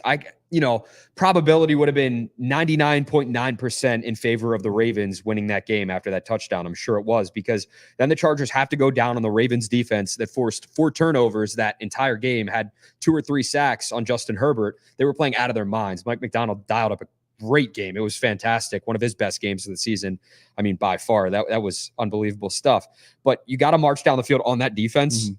No shot. And then on top of that, you have to kick an onside kick and recover it successfully, and then kick a field goal. Yeah, go down on that defense again. How much time was left? Like a minute 30 when he scored that touchdown? Yeah. Mhm. Yeah, there's no shot. I have no problem with Zay Flowers doing what he did. He's a rookie. It's for Zay Flowers, it's an exciting moment, and he did need to redeem himself from that celebration that Lamar called ass. Well, and he's also the first Ravens rookie ever to have a rushing receiving touchdown in the same game. So that's, Really? record books. That's awesome. I That's didn't at even least realize what that, I Rip. saw on a stat track. Now the Oh, stats no. could be wrong, but I'm pretty sure I that's, saw that. It like sounds right, but I'm thinking the only guy that could like a Ray Rice maybe. But Ray didn't play a lot his rookie year in that's what I'm trying to comparison. think. So- let me play devil's advocate here though with Zay. Here, course just you people. will. I'm just saying real quick. Defensively, I get why they're a little pressed and upset, and I don't know if they're actually upset. No. They're just kind of ribbing them a little Mhm. bit, but they do want to be done. They want the game to end. They don't want to have to go out there another drive, risk injury, and this team has dealt with injuries in the past. So that I'll play devil's advocate with Mhm. that, but like I have no problem with Zay scoring that touchdown. Good for him. 2 touchdowns on the day or on the night, and he deserved it. Yeah, it was. I mean, but look, I think it was an interesting point though. Maybe this is segueing into the whole conversation. This game felt like the Ravens should have been up 17, should have been up 3 scores at least. And the offense in the second half just kind of stalled. And I thought the Chargers played a good game, but overall, the Ravens struggled. This is the first game without Mark Andrews. They struggled to kind of get a rhythm. Keaton Mitchell ran the ball well. Mhm. Gus Edwards Hell kind of yeah, had he some did. trouble. Yes, he did. And so the passing offense was a lot of throws around the line of scrimmage or within 5 yards. So I don't blame the Ravens. It's a good feel going into it, but can you guys raise your hand or be honest? Were you guys nervous in the fourth quarter? I wanted to throw up during the fourth quarter. Tell everyone what was in your Twitter drafts if Yeah. you want. If I'm not putting you on the No. spot. Look, As you ahead, pulled it up, Zach, I said we have a private chat that we throw all our show notes and everything else in. I said that we were going to lose the game last night. Once we got to the second half and it just felt awful. When the Chargers scored that touchdown, I was like, here we go. We've seen this play out time and time again. It just felt like the first 3 losses that we endured this year. You know what it reminded me a lot of? It reminded me a lot of that Pittsburgh game. Mm-hmm. Low scoring, anything things we just kept beating ourselves. Harbaugh wasn't making the challenges that needed to be made. It just didn't seem. But and the crazy part was too, just like in the Pittsburgh game, the Ravens dominated that game. It just wasn't reflected on the scoreboard, and that's the thing that I was just ripping my hair out over. Yeah, after the Ravens or Tucker misses the field goal, this is what was sitting in my drafts. Brandon Staley, widely regarded as one of the worst coaches in the game, just completely outcoached John Harbaugh. Space, absolutely disgusting loss. As my friend has, a few of my friends have now made clear to me, they're fans of less good teams. They're like, I can't believe you typed that while up 3. Yeah. But that's what the Ravens have done to us.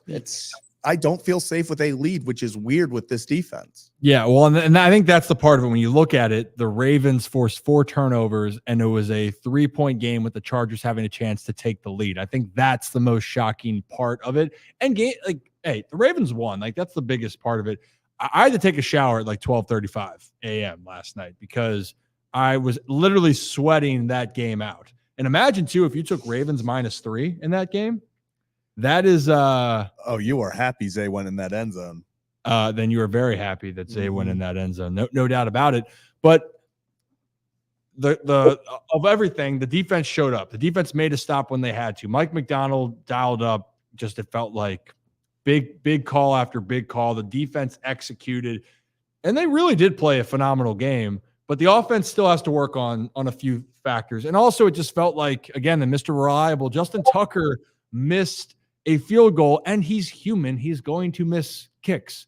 But I think everyone in the universe, when it's under 50 yards, thinks he's going to make it because, Zach, right? This is his first miss under 50 all year, correct? First one that wasn't blocked that he's missed under 50. All year. So, all year. So for Ravens fans, you become accustomed to it. And unfortunately, in the process, Tucker is now no longer the leader in the NFL history of kicking percentage. And now that let's look at those numbers, though. Yeah, DraftKings came out hot there. And if we want to look at it, Tucker's attempted 427 kicks. Let's not take away anything at all. And yeah, that's kind of the reality of it. Well, Young Ho Koo in comparison has only kicked 160. So, I mean, what are we doing here, DraftKings? This isn't even. Talk to me when Koo gets to 427 attempts. See what his percentage looks like. You know what I'm saying? Plus, Koo's been kicking in a dome for half of his games. So, I get it. I get the this is probably to stir up some conversation, and obviously we're having it here. But look, Justin Tucker's the best of all time. And I would venture to say he's going to be the first kicker, as the first ballot Hall of Famer. I just don't see Koo being that just yet. It's too early. Too early to make that call. It's too early, but that was one of the many things that kind of went wrong yesterday for the Ravens down the stretch. And that play was rushed, by the way. It felt like that's what Harbaugh said today. Yeah. He was talking about it. Just said it. He said all of his ones were rushed. Yeah. So in general, like we're just seeing a lot of there's an uncharacteristic, and we talked about this on the show leading up to the game. This was not, if you thought this game was not going to have you sweating your ass off, and yes, Joe, we might clip it. Take a shower at 12:35 a.m. because you're feeling kind of nasty with how things are going, right? But the reality, what, Rocco? Nothing. I was just looking, shaking my head. Oh, yeah. Well, I didn't even bring up my own Twitter this time. I know Rocco likes to call me out for doing that. I wasn't the one who put it. Yeah. I wasn't sitting in the shower after that, but it was a tense game. But here the Ravens are, guys. The Ravens are 9-3. They definitely have to work on things offensively. I like the fact that I saw John Harbaugh is giving the boys off. You need some rest. Yeah. You need to decompress. But hopefully this defense continues to have that dominance when they come back. And how about Clowney, dude? Is anyone more of a Raven than Jadeveon Clowney? Having a career, he's on pace to have a career year, and the Ravens have him for $2.5 million. I don't know who tweeted it, so sorry, I'm not giving exactly what you're going to say too. Correct. Where Jadeveon Clowney has been a Raven his whole life. He just didn't know it until now. It just took him a little bit to get home. I feel like it might have been Bobby. Yeah, it was. Yeah, so was it? Maybe. I don't know. Could have been Bobby Baltimore. Could have been anybody. A lot of people. Bobby's got a good pulse on it. And hey, Bobby, shout out to you. But the Ravens defense, Clowney, Van Noy, you talk about guys that they're just being signed off the couch or just waiting, and you didn't know what to expect. They're balling out for this Ravens team. And, Kyle Hamilton, I don't think people realize how good Kyle Hamilton is. And if you didn't, you saw it last night. He truly Roquan Smith obviously is the heart and soul of that defense. Matabike is having a career. We're talking about all these players. And then you have Kyle Hamilton that literally you plug him into anywhere else on the backside or coming up to the line of scrimmage, play safety, play in the slot, and the dude just makes impact plays. It's so funny watching Kyle Hamilton's, I think, first one-on-one rep in that open stadium practice. And I'm pretty sure he got burnt by, I think it was Raleigh Webb. Do you remember that? Raleigh Webb. Yeah. I think that's who it was. And he was a bust. Undrafted guy just toasted him. Yeah. Toasted him for a touchdown, just blew right by him. And everyone was off the Kyle Hamilton hype train. I don't want to say everyone, but a lot of people were like, we drafted this guy at 14. Like, we brought him in. Kyle Hamilton is everything the Ravens thought he would be. And more. He's a hybrid. He can cover tight ends. He can come off the edge and blitz. He sheds tackles like a beast. Why am I echoing? I just heard that. I don't know what that was on my end. Ear. Go that ahead. Was you? Okay, all right. I was trying to look at more of the polls. Okay, yeah. Thank you. But just mess up the flow right now. But with Kyle Hamilton, you're getting a guy that I don't know if he's going to be an all-pro this year or a Pro Bowler this year, but at some point in his career, this is a guy that will be. And I'll go as far to say he's going to be a multi-all-pro Pro Bowler. Yeah. Like that's the type of player you're getting in Kyle Hamilton on the defensive side of the ball. Yeah, I know. I was ecstatic when he fell. I thought the Ravens got the best player. And Zach, you even put it into words on your tweet, whatever it was, when the Ravens did take him as well. They let the best player in the draft fall to 14. I remember calling my dad immediately as I sat in Huntington, West Virginia, surrounded by Bengals and Steelers fans. Kept screaming. They let the best player in the draft fall, and they did.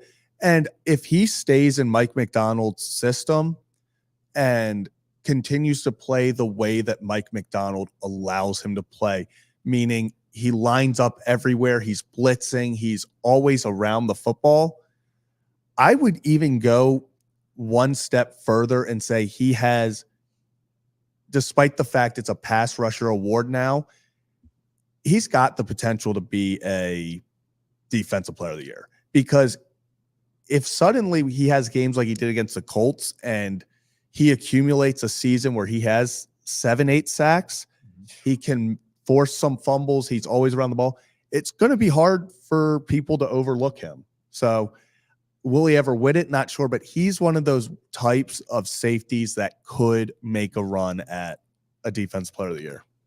He could. And I think that's just why the Ravens on defense specifically have so many players that you could talk about. But Kyle Hamilton, what's so exciting is he is so young. He's one of the best players in that's on the team, and he is going to continue to get better. And that's why you can't judge rookies in the beginning. Like, everyone wanted to say he was a bust after trying to understand and get used to the NFL style in the first few weeks, especially when everyone thought he shouldn't be starting last year. If we remember that to begin, you guys brought up in training camp, the dude just needed to find his footing, and he found it. And just to put into perspective, guys, the Ravens are 9-3. They're leading the AFC. So all things considered, even though they've lost games that, quite frankly, are three teams that are in the playoffs right now. I mean, Zach, we were talking about this earlier, and you even found it on the mainstream media. They're talking again about the Baltimore Ravens. Stephen A. Smith specifically talking about it. I was just going to say, speaking of finding someone's footing, Stephen A. Smith is trying to find his footing back on the Ravens bandwagon. And what I love about Dan Orlovsky is he made sure it didn't come without him being reminded of his comments before. see as far as I'm concerned.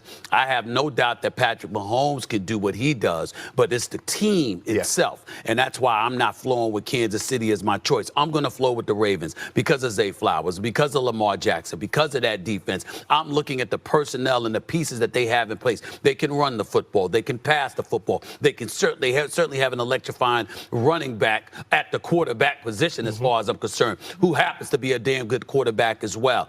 And their defense is rife with a bunch of Rough Riders. I think when you look at the Baltimore Ravens, they have all the ingredients to say, yo, we're that team to beat. And Patrick Mahomes, again, anybody that's going to throw him into the equation, which I'm sure Dio will, I will remind everybody of this. I have been reminded by you guys that Patrick Mahomes has never played a road game during the playoffs. He'd have to go to Baltimore. And if he has to go to Baltimore, I'd be real interested, not him, because I know what he'll do, but I'll be real interested in seeing what those receivers do in that Baltimore climate.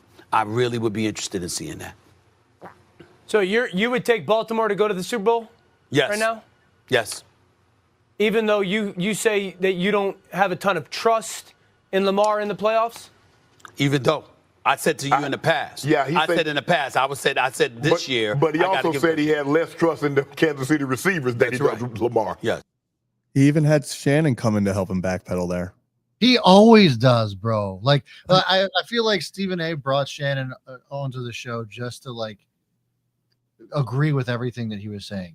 Like at least Max Kellerman and him went together and like they just went at it, right? Like and Ryan talked about this before the show too. Like Shannon Sharp was way more entertaining in Undisputed. You never knew what you were going to get with Shannon on Undisputed. That was like the clips that popped out. All the memes are from Shannon on Undisputed with Skip. My personal favorite's the Mountain Dew one. Yeah. Oh yeah. Ooh, boy. And so but we don't see that as much. But to the point of it, and also again, I do like Stephen A. But I love that Dan called him out just on the sense of Lamar gets so much hate in comparison to other quarterbacks throughout the league. And again, Lamar keeps winning games. Yes, you got to win big games moving forward. There's no sugarcoating that, but you got to get to the playoffs first. And hopefully no team has knocked Kansas City out of being the of home field advantage. No one's done that yet. So, guys, I'll kind of ask you this then, because this kind of leads into it. The Ravens are 9-3. Mm-hmm. They're at the top. They have the toughest remaining schedule of the teams that are leading their divisions in the AFC. So we're looking at right now the Chiefs, the Ravens, the Jags, and the Dolphins are the four teams right now in the AFC record-wise. Right now, in your mind, and Zach, will start with you, and then Brad, whenever you want to hop in, you let us know. But who is your favorite in the AFC right now? Who'd you say had the number one seed? The Baltimore Ravens. Who has the most wins in the AFC? Baltimore Ravens. The Baltimore Ravens. Who's wearing a Baltimore Ravens shirt? The Baltimore Ravens. But here's why. I think if you want to talk about who needs to be dethroned, it's obviously going to be Kansas City. Kansas City is going to be the team to beat, not necessarily because of who they are this year, but who they have been. You know that if you want to win in the AFC, you have to go through Patrick Mahomes. So if we're talking about the team to beat in the AFC, I think it has to be the Chiefs. I think just because of who they are with Andy Reid and Patrick Mahomes, even though this is the most beatable Chiefs team, it's still the Chiefs. But if I'm talking who has pound for pound, all 53 men, who is the best team in the AFC and healthiest at this point, you know, when you take into account everything other teams are dealing with the Browns, with the Bengals, the Baltimore Ravens are the best team in the AFC.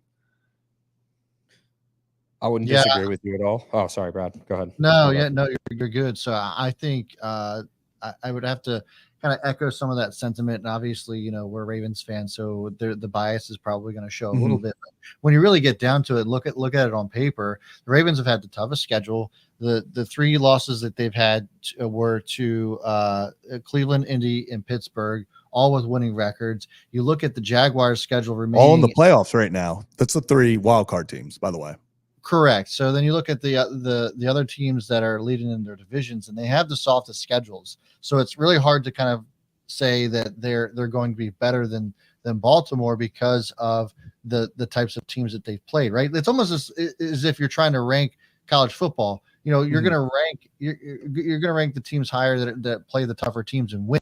And I think that this is the same type of thing when we're looking at the entire season and who the Ravens have gone up against and won against versus the other division leaders in the AFC. So look, the Chiefs are going to be the team to beat, and you never want to underestimate Patrick Mahomes, but they don't have playmakers on that side of the ball, not named Travis Kelce.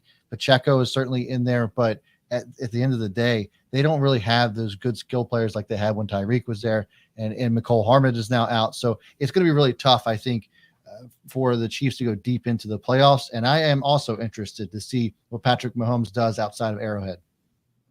Yeah. Rock. I'm up.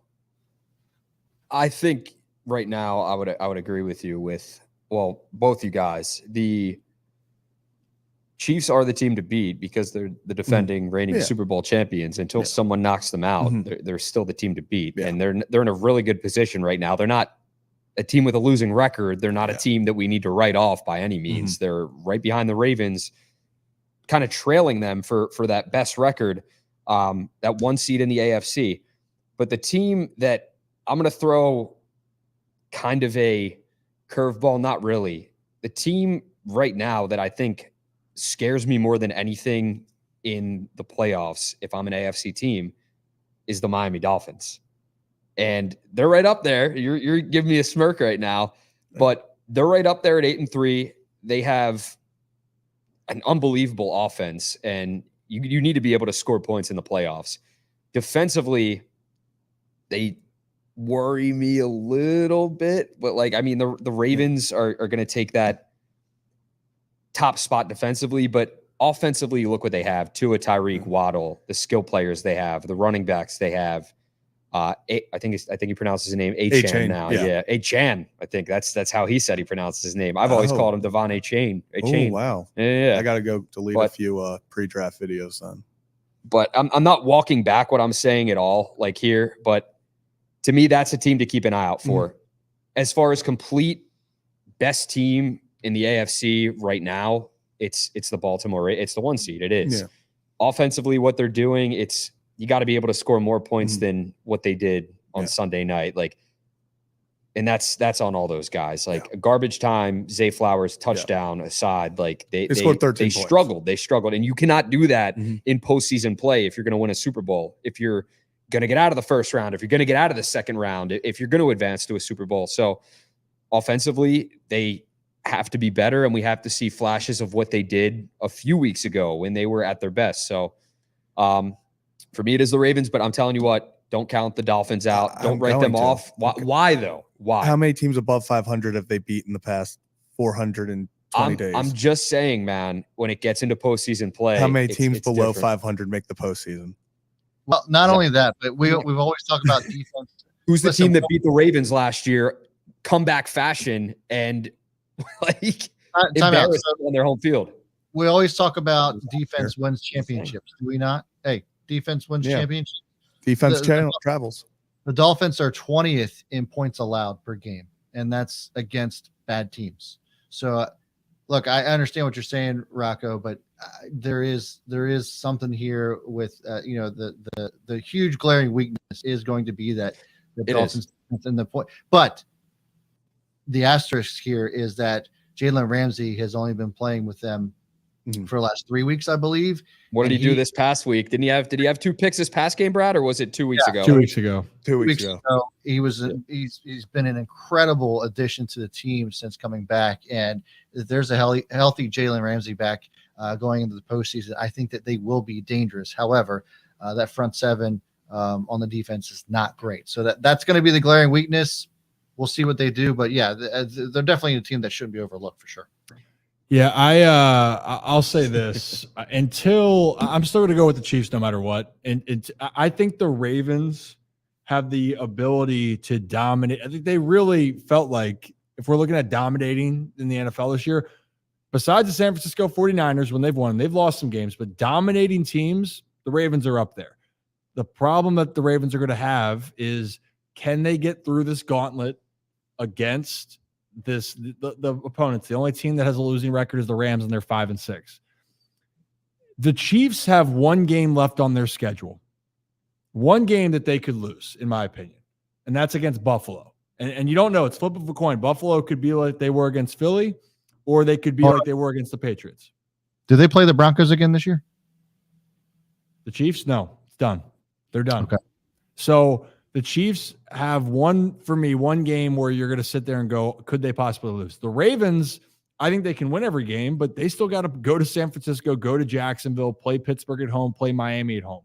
And the reason why I'm bringing this up is that the Chiefs could have another path to being the number 1 overall seed, and playing in Kansas City in the playoffs, as we know, is tough. I think the Ravens can beat anybody in the NFL. I think that they have the formula to beat everyone in the NFL.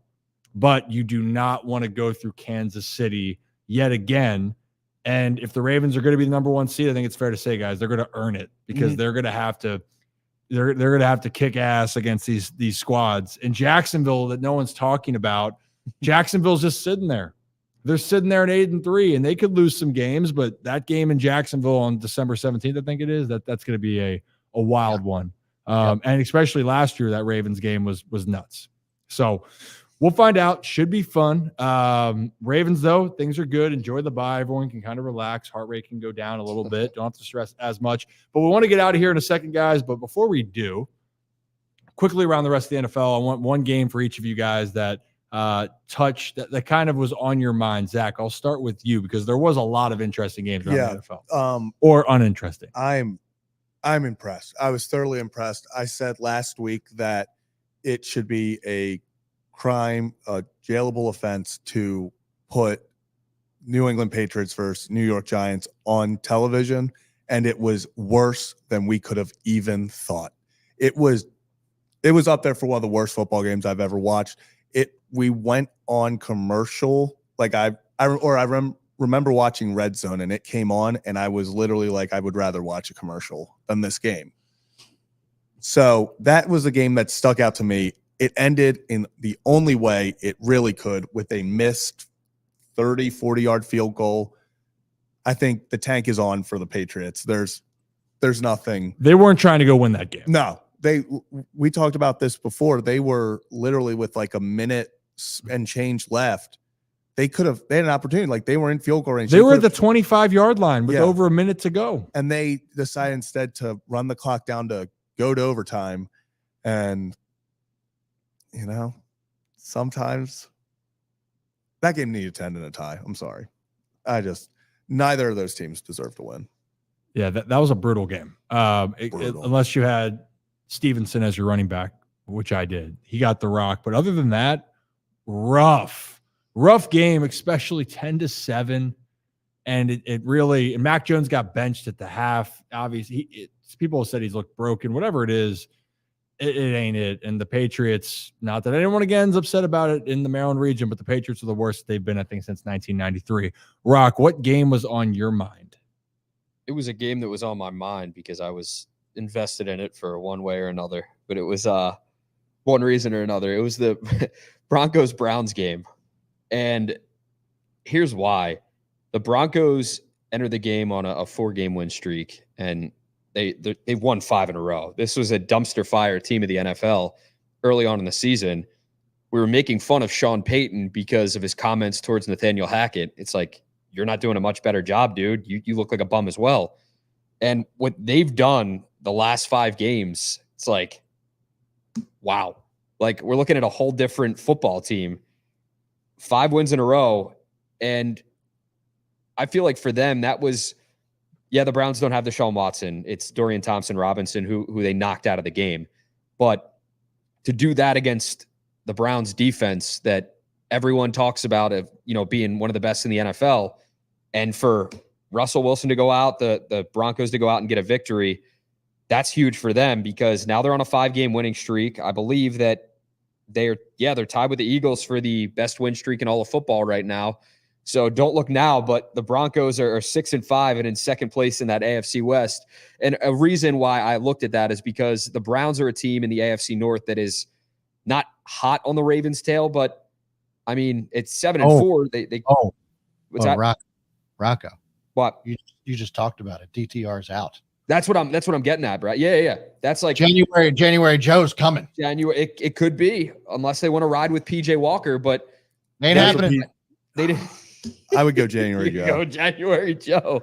January Joe. Oh, that would be just an incredible story. But yet, Brad, that's something to kind of keep an eye out for now, because DTR out with a concussion. He got knocked out of the game. PJ Walker came in, and he has not been good all year. And shout out to PJ Walker, Temple guy. Love my Temple guys.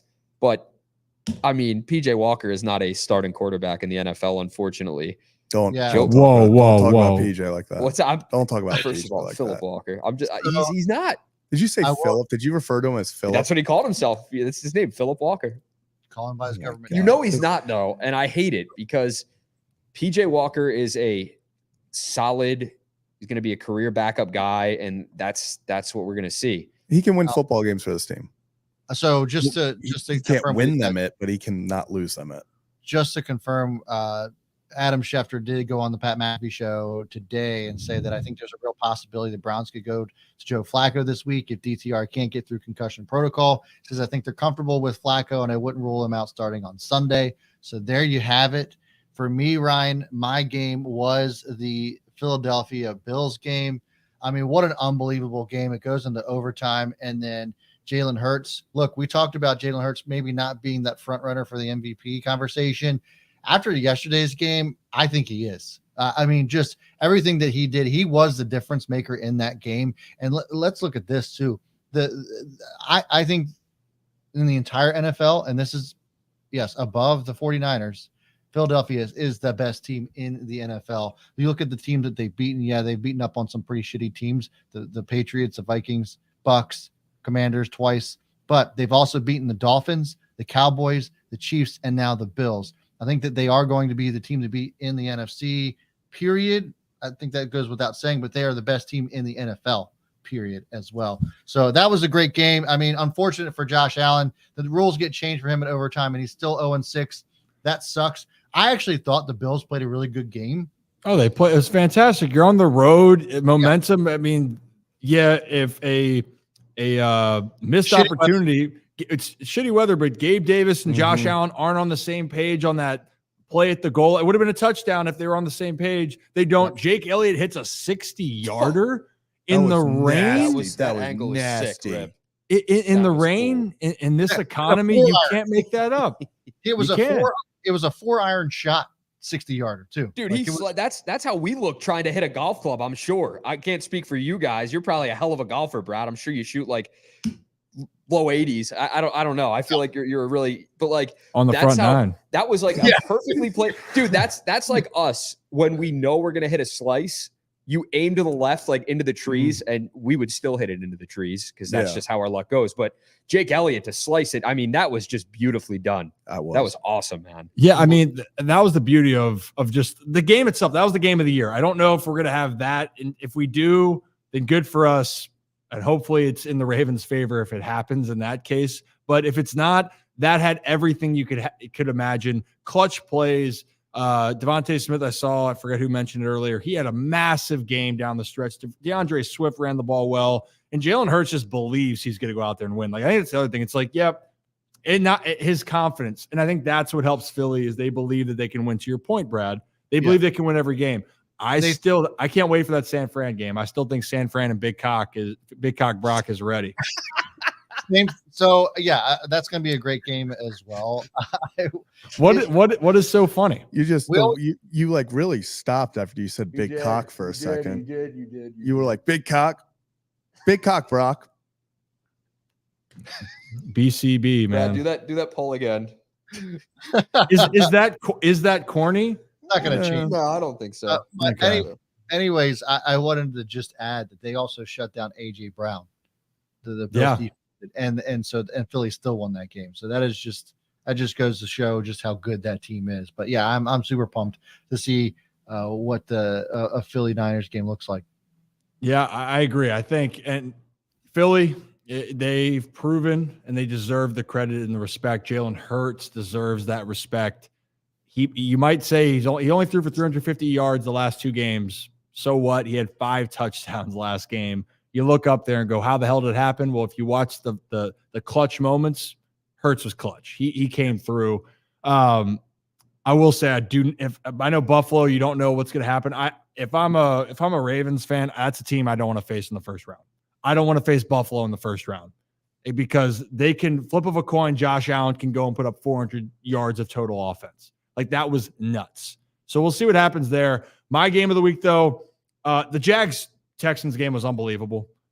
Unbelievable as well. That was, if you watch that game, and the main thing is CJ Stroud, guys. I mean, holy shirts and pants, dude. It's 4 straight 300-yard passing games. He willed his team that they didn't run the football well at all. Pierce was back. Singletary was run the ball well the last 2 weeks. Didn't do anything. And then Stroud ran for, I think, 40-some yards, threw 2 touchdowns, ran for a touchdown, gave his team a chance at the end, and then the kicker hits the ball off the uprights. I mean, the game really had everything. And if the Texans won that game, they're leading the AFC South, and now it's a 2-game lead, and it feels like it's going to be too much for the Jaguars to overcome. Broncos are coming to Houston. That'll be fun to watch too. So Stroud, man, and if you're a Houston Texans fan, count your blessings that Deshaun Watson won it out of Houston. Mm-hmm. He won it out, and now you have a quarterback that literally is going to rival any quarterback in the NFL for the next 10 years. I think CJ Stroud, he's going to be an MVP candidate. He's not going to win this year. No, sadly. He's not going to win it because it's just how it is. But CJ Stroud, if you're going to tell me right now, give me a quarterback over the next Joe. Yep.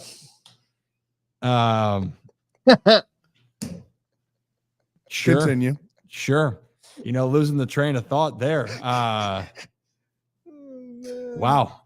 Yeah. But CJ Stroud MVP. CJ Stroud's an unbelievable player, and we are starting some terrible habits here.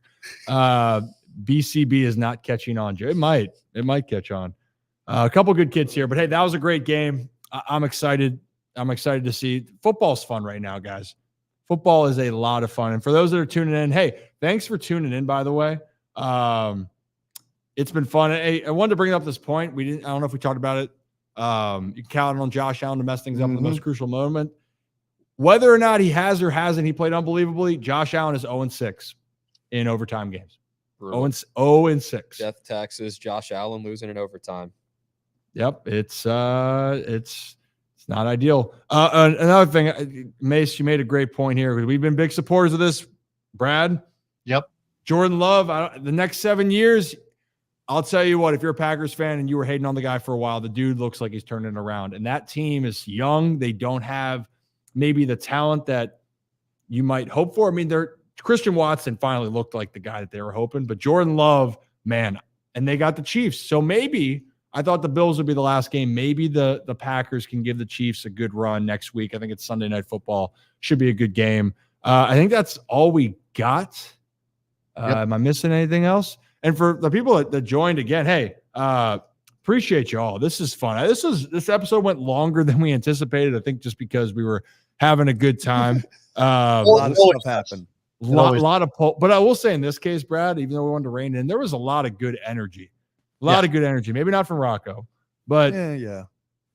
But the same hat. It's because he's wearing the same. Okay. Hat. By the way, you're wearing the same. Oh, hat yeah, too. I did it. I did it. Well, that's why when Joe called you out, I wasn't gonna say it. Every single episode. Hey, wore a yellow one didn't we time. talk about this, Brad? That Same people we logo. shouldn't wear hats. We're like, hey, let's not wear the hats. I don't know what everyone's. Let's be neat. Let's be cool, guys. I have a big Hurting. forehead. I need Hurting. to wear a hat. No, you don't wear a hat on TV. Landing strip. Yeah, you literally No don't wear a landing hat strip. on TV. You're on Thank TV you. for a living. Yeah, but like I don't like my widows. I can't wear a hat on TV. Yeah, So you wear gotta a wear hat mine or a backwards. suit. Yeah, so you got to wear it backwards. Look, You got widow's peak. Widow's peak. Wear it backwards, Look, the just for little the baby hairs? fans, for the people watching right now. You're a good kid. Flip it back. You gotta let the flow out. Flip it back. Speaking of big foreheads, What the?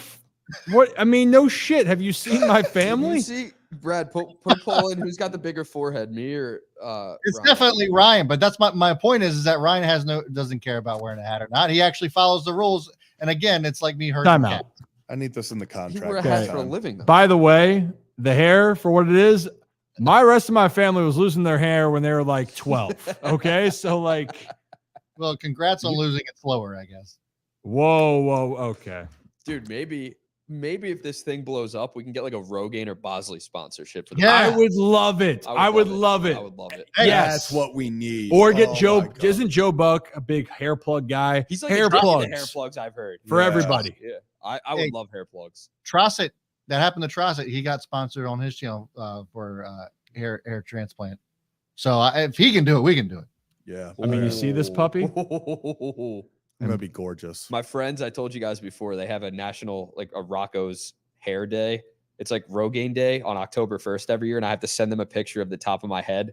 And like it's like basically what you would send a doctor to get like pills for hair growth. I have to send it to my friends. And every year, October 1st, my buddy Jason has it on his phone. It goes, all right, Rocco, Rogaine Day, send us a picture. And I'm obligated to do so now. Did you just get bullied in this chat? Dude, it's like worse than what we do to Ryan on his show. Whoa, It's whoa, so whoa. bad. Joe, Yeah. So bad. Joe's also bald, apparently. Hell yeah. Hell All right, yeah. let's Banana get to- bread. Let's get out of here. Hey, Sir. we appreciate all of you guys that tuned in. This is a lot of fun, guys. And if you're new to the channel, thank you. For those that have just been around with us now doing these shows, it's been fun. You guys, make this. This is something we're going to continue to build. We're starting to build a rapport. We're starting to hate each other more, but we're loving you guys in the process. We will be back on Thursday. What is the pick on Rip? What? Oh, whoa. What is this pick on Rip night? Yeah, I agree, Rick. Yeah, what the hell? I mean, it's always they do it, Rick, because the show's named after me. So that's why they You pick should see on the me. group chat. Yeah. All right. On that note, hey, on the way out, everyone, if you could like this and subscribe, hit that thumbs up, tell a friend to tell a friend to tell another friend to come stop by. We're going to be back on Thursday, probably a little bit earlier because got to change things around. But we appreciate you guys. And I'm Ryan. This is Rocco, Zach, Brad behind the mic. There he is. We appreciate you guys, and we will see you next time on another episode of the Ryan Ripken Show.